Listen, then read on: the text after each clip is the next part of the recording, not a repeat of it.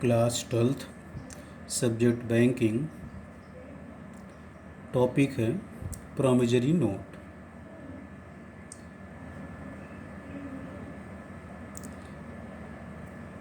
प्रतिज्ञा पत्र। प्रतिज्ञा पत्र क्या होता है, इसका आशय, विशेषताएं, लक्षण, प्रकार आदि के बारे में हम लोग अध्ययन करेंगे अपने कोर्स के हिसाब से। तो आइए पहले देखते हैं प्रतिज्ञा पत्र, इसकी मीनिंग।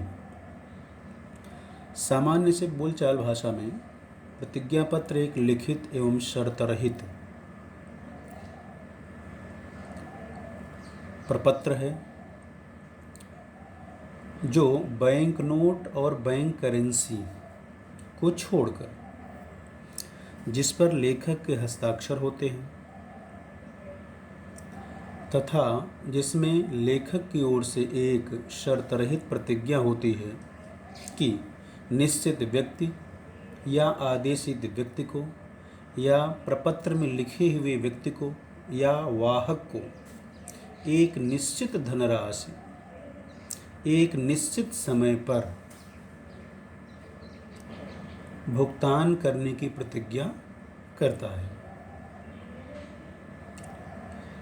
भारतीय विनिमय साध्य विलेख अधिनियम 1881 की धारा 4 के अनुसार, एक्ट 4 है, उसके अनुसार है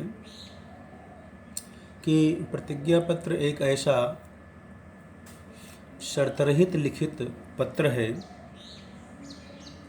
जो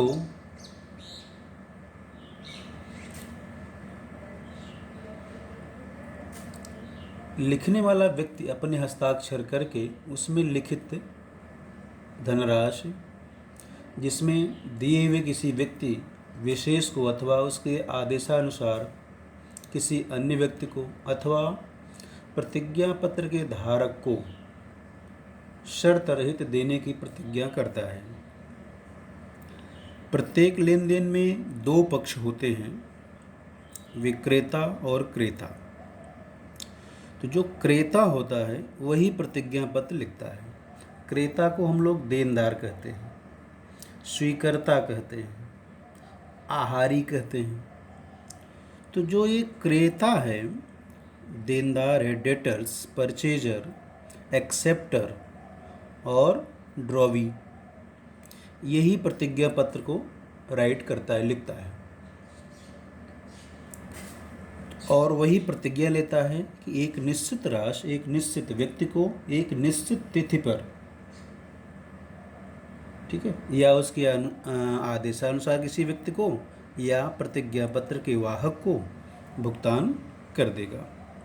इसे ही अगर यह लिखित है तो इसे ही बोलेंगे हम प्रतिज्ञा पत्र। अब प्रतिज्ञा पत्र के क्या लक्षण हैं, क्या विशेषताएं हैं, कैरेक्टरिस्टिक्स ऑफ प्रॉमिजरी नोट। प्रतिज्ञा पत्र के ऐसे कई लक्षण हैं, कई इसकी विशेषताएं होती हैं। जैसे ये लिखित होता है, प्रतिज्ञा पत्र हमेशा एक लिखित पत्र होता है। दूसरा है शर्त रहित प्रतिज्ञा पत्र होता है। प्रतिज्ञा पत्र में कोई शर्त नहीं होती, यह शर्त रहित होता है। इस पर लेखक के हस्ताक्षर, लेखक आपको बताए, लेखक इसमें जो प्रतिज्ञा पत्र का होता है वह क्रेता होता है या देनदार होगा या स्वीकर्ता होगा, तो उसके हस्ताक्षर भी अवश्य होते हैं। स्वीकृति, प्रतिज्ञा पत्र में स्वीकृति आवश्यक नहीं होती,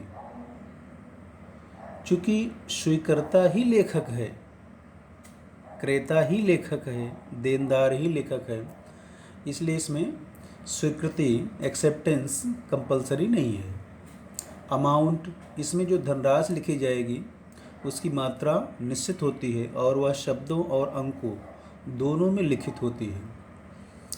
प्रतिज्ञा पत्र में एक निश्चित तिथि, भुगतान की तिथि, धनराशि की देय तिथि, ये सब अंकित होती है। इस पर मूल्यानुसार स्टाम्प भी लगाया जाता है। प्रतिज्ञा पत्र, चूँकि ये कानूनी पत्र होता है, ये स्टैम्प पर लिखे जाते हैं।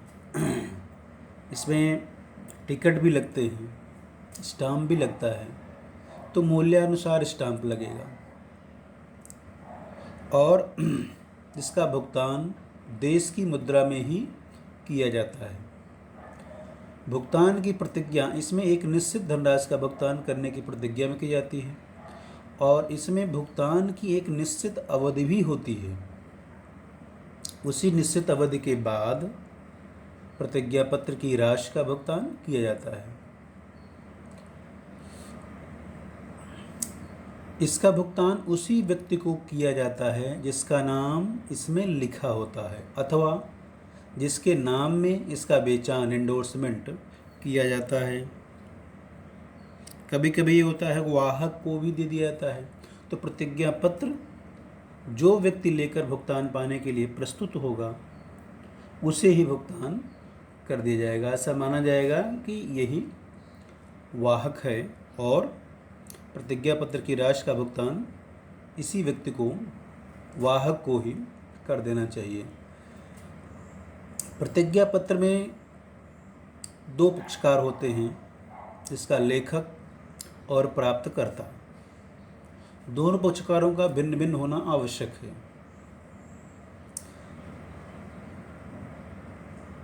प्रतिज्ञा पत्र पर विनिमय साध्य विलेख अधिनियम जो 1881 है वही पूरा लागू होता है। और प्रतिज्ञा पत्र बैंक नोट या करेंसी नोट के अतिरिक्त होता है, माने बैंक नोट और करेंसी नोट को शामिल नहीं किया जाता है। अब हम पढ़ेंगे प्रतिज्ञा पत्र के पक्षकार, पार्टीज ऑफ प्रोमिजरी नोट। कितनी पार्टीज होती हैं प्रोमिजरी नोट में? तो प्रोमिजरी नोट में केवल दो पार्टी होती हैं। एक मेकर, जिसको राइटर भी हम लोग बोल सकते हैं। तो राइटर वह व्यक्ति होता है जो प्रतिज्ञा पत्र को लिखता है, जिसको हम लोग बताए ना, क्रेता, देनदार, स्वीकर्ता। तो इसमें स्वीकर्ता आवश्यक होता नहीं, क्योंकि लेखक ही, स्वीकर्ता ही लेखक है, तो लेखक मान लिया गया। तथा उसमें लिखित धनराशि भुगतान करने का वो वचन भी देता है, प्रतिज्ञा करता है, प्रतिज्ञा खुद लेता है। इसलिए पहली पार्टी हुई लेखक का, मेकर। दूसरी पार्टी है प्राप्तकर्ता, पेयी, जो एक निश्चित अवधि के बाद एक निश्चित धनराशि प्राप्त करता है, वही पेयी कहलाता है। माने पेयी वह व्यक्ति होता है जिसके पक्ष में प्रतिज्ञा पत्र या प्रतिज्ञा की जाती है, इसे प्रतिज्ञा पत्र का भुगतान प्राप्त होता है। यह धनराशि पाने के अधिकार को किसी अन्य व्यक्ति को हस्तांतरित भी कर सकता है। इसलिए इसमें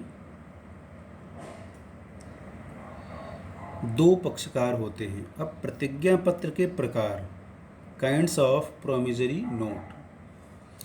प्रतिज्ञा पत्र के कुल 4 प्रकार होते हैं।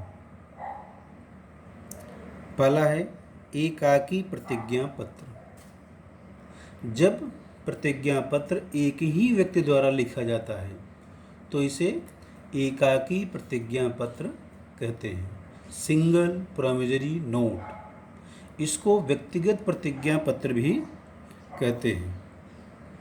इसमें एक ही व्यक्ति होता है और वो बिल को, प्रतिज्ञा पत्र को लिखता है।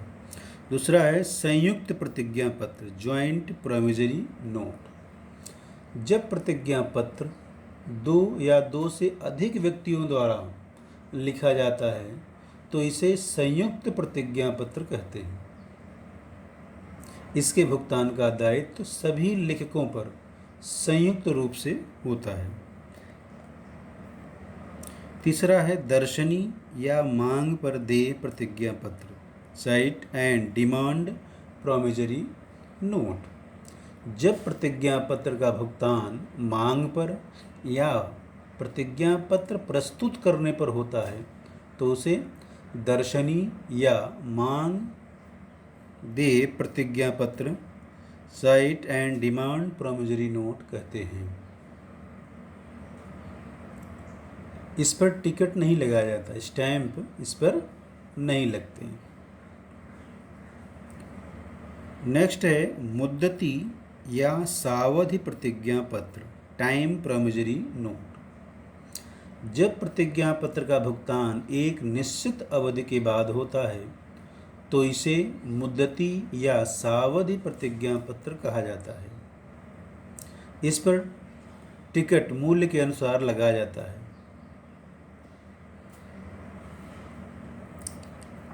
आज हम लोग इतना ही